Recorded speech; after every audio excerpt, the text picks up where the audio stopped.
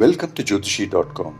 In this video, we will talk about these superhuman beings who were blessed with certain magical powers, which included the ability to appear and disappear at will, the ability to fly in the air, the knowledge of aircraft or vimana, the ability to change shape at will, the ability to read people's mind, the knowledge of other inhabited places in the earth, and the ability to influence natural forces.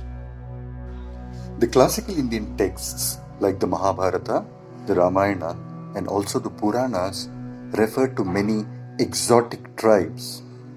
These epics describe them as superhuman. These tribes have also been mixed with fiction and mythology. And they are the Gandharvas, the Yakshas, the Kinnaras, the Kimpurushas, the Rakshasas, the Nagas, the Suparnas, the Vanaras, the Vidyadharas, the Valikliyas, the Pishachas, and the Devas. Among the Devas were the Vasus, Rudras, Maruts, and Adityas. And among the Asuras were the Danavas, Daityas, and Kalakeyas. The Gandharvas were described as fierce warriors and were skilled in art, music, and dance. They were known to have inhabited the land to the north of Kailasa and called the Gandharva Loka. Later, they could have spread to somewhere near the Saraswati river, as visualized by Balarama during his pilgrimage over Saraswati. The Ramayana mentioned the Gandharva kingdom named Sailusha near the mouth of the river Ganges. The oldest mention of the Apsaras is as the river nymphs and companions to the Gandharvas. They also seem to live on trees such as banyan and fig tree and are entreated to bless wedding processions. Apsaras dance, sing, and play around. They are exceedingly beautiful, and because they can cause mental derangement, they are beings who are to be feared. The Rig Veda mentions one Apsara by the name of Urvashi, wife to Pururava, who is the ancestor of the Kauravas and the Pandavas. The Kuru Pandava teacher Dronacharya was born because his father lost control on seeing an Apsara. The famous queen Shakuntala was born of an Apsara whom Indra sent to seduce the great sage Vishwamitra. Shakuntala's son Bharata was an ancestor of the Kuru Pandavas. The country India is named after the Bharata. An Apsara called Tilottama was specially created from the essence of all that is good in the objects of the universe, to distract two demon brothers. Who are the Gandharvas and Apsaras? The Gandharvas are often associated with music, while the Apsaras are known for their beauty, which often plays the catalyst in bringing down a deeply meditating guru or Rakshasa. They are portrayed as semi-divine beings who do not seem to be able to curse human beings or grant them boons as gods can, but are adept in magic and knowledge in all the 64 performing arts. Gandharvas are also skilled in warfare. The famous Gandharvas are Vishwavasu, Chitrartha, Chitrangada, and Dhritarashtra. And the famous Apsaras are Urvashi, Menaka, and Alambusha. In the epics and the Puranas, the Apsaras and the Gandharvas are artists who perform at the court of Indra and other gods. They are also seen to sing and dance on other happy occasions such as births, weddings of gods, and also humans particularly favored by gods. The Gandharvas are companions to the Apsaras. They are handsome, possess brilliant weapons, and wear fragrant clothes. They guard the Soma but do not have the right to drink it. Gandharvas failed to guard the Soma properly resulting in it being stolen. Indra brought back the Soma, and as a punishment for their dereliction of duty, the Gandharvas were excluded from the Soma draught. In another version, the Gandharvas were the original owners of the Soma. They sold it to the gods in exchange for a goddess, the goddess Vak, because they were fond of a female company. The Gandharvas were the descendants of Kashyapa and his wife Arishta. According to Vishnu Purana, they were sons of Lord Brahma. The Padma Purana speaks of them as the children of Vach. It is believed that the Apsaras were the creations of 7 Manus, the progenitors of mankind. It is also said in Ramayana that the origin to the churning of ocean. Bharata mentions 27 different tribes of Gandharvas and Apsaras. Perhaps because of their somewhat frivolous nature, both Apsaras and Gandharvas frequently were cursed by sages to be born on earth as trees, animals, or deformed beings, redeemable after thousands of years by a touch or grace of an incarnate god or a human hero. A Kinnara is a celestial musician, part human, part bird or part horse, who are musical lovers. Kinnaras and Kinnaris are 2 of the most beloved mythological characters.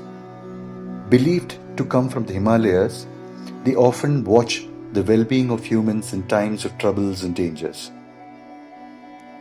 The ancient Indian string instrument is also known as Kinnaravina.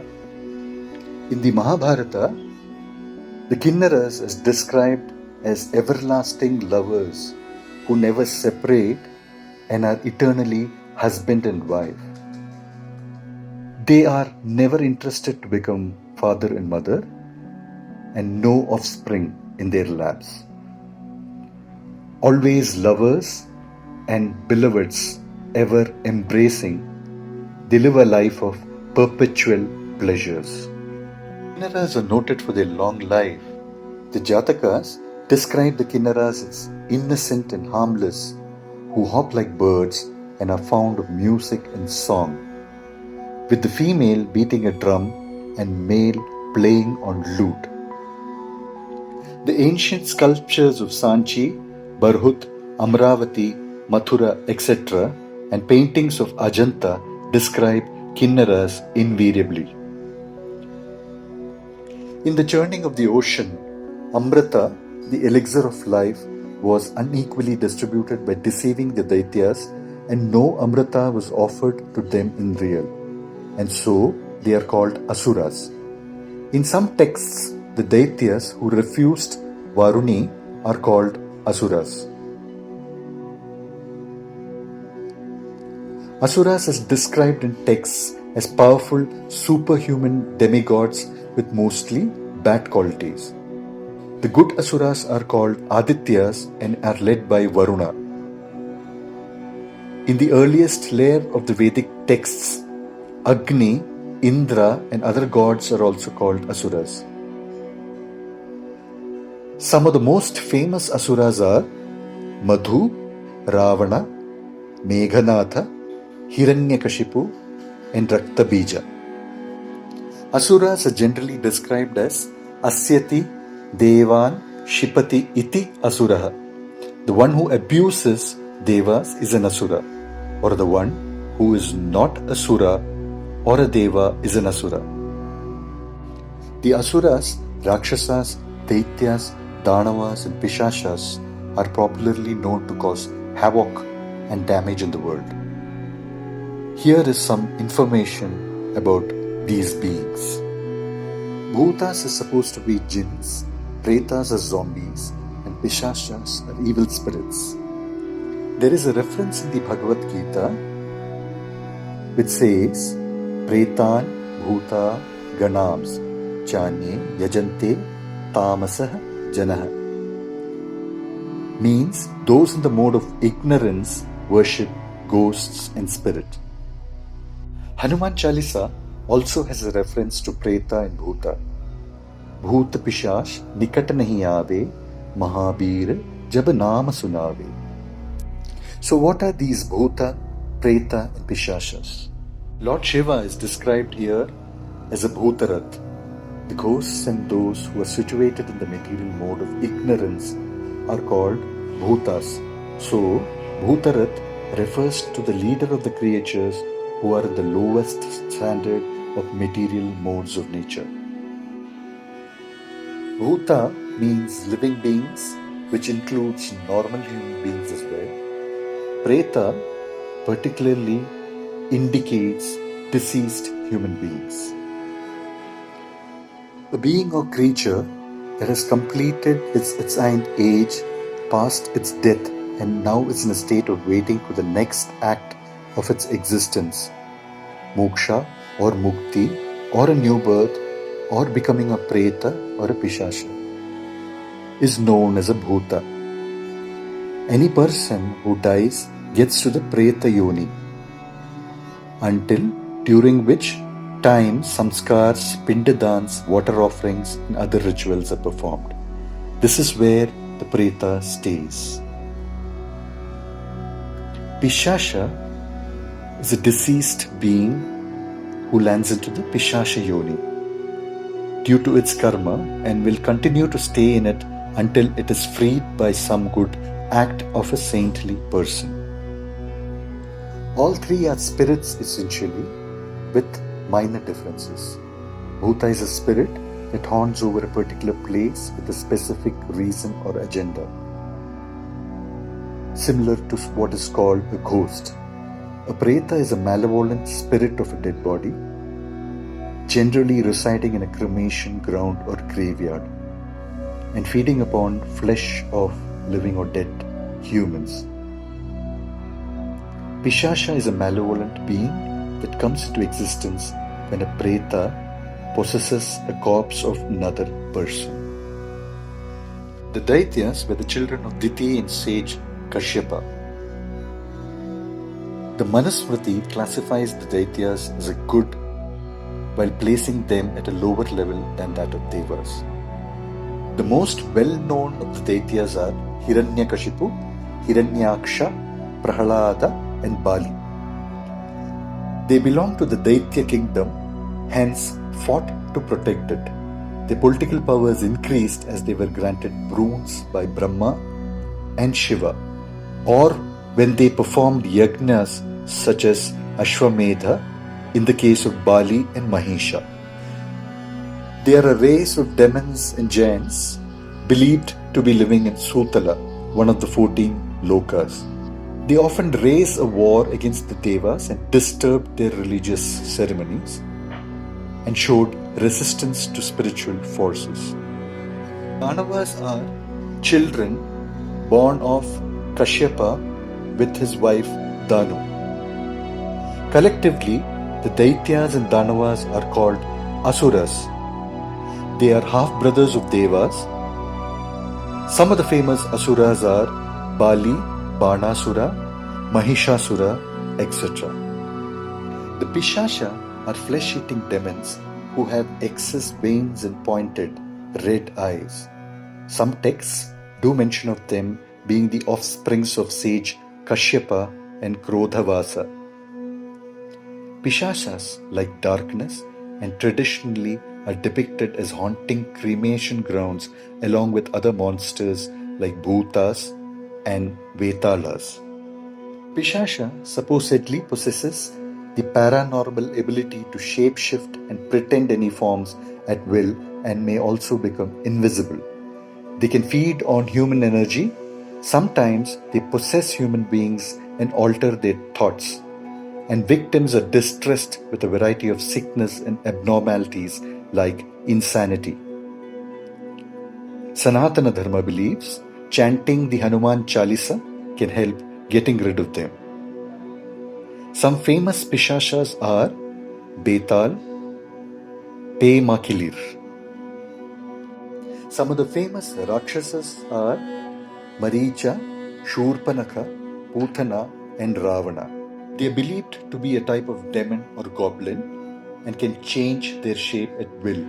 and appear as animals, monsters, demons, or beautiful women. They are most powerful after the sunset, particularly during the dark period of the new moon, and are dismissed by the rising sun. The Rakshasas despise sacrifices and prayer. The most powerful among them is their king. Example like Ravana or Putana, who is a female Rakshasi and is well known to kill the infant Bhagavan Krishna. Not all Rakshasas are equally evil.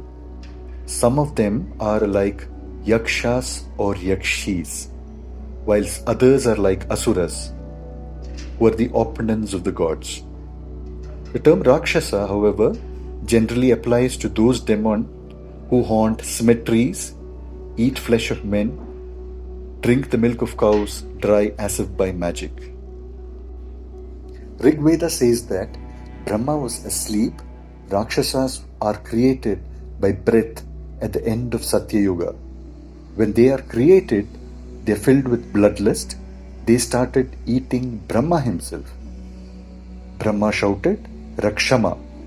Vishnu came to his aid, banishing to earth all Rakshasas. The Bhagavata Purana also says that Danavas and Daityas live in the Rasathala. Thank you for watching the Jothishi.com channel.